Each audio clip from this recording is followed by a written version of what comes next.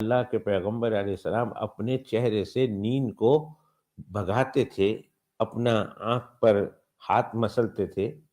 کیسے مسلتے تھے اور اس مسلنے کے پیچھے راز کیا ہے؟ اس مسلنے کے پیچھے کیوں؟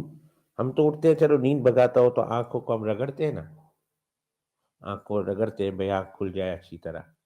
تو اللہ کے پیغمبر علیہ السلام کس طرح مسا کرتے تھے اور کیوں مسا کرتے تھے؟ یا میرے مولا، ابھی 1400 سال کے بعد،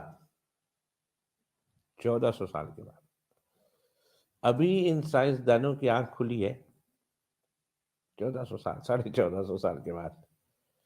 اور وہ کہتے ہیں کہ صبح آنکھ کھلتے ہی آپ نے اگر آنکھوں کا اس طرح مسا کیا اور اس طرح آنکھوں کو آپ نے رگڑا تو کہتے ہیں ایک تو آنکھیں کی بینائی تیز ہو جاتی ہے، اور دوسرا آپ کو یہ ایجنگ جو ہے نا، ایج ہو جاتی، ادھر میں سلوٹیں پڑ جاتی ہیں، ادھر میں کیا کہتے ہیں اس کو، کریس، ہاں، رنکل آ جاتے ہیں، ادھر پیشانی پر بوجھ رہتا ہے.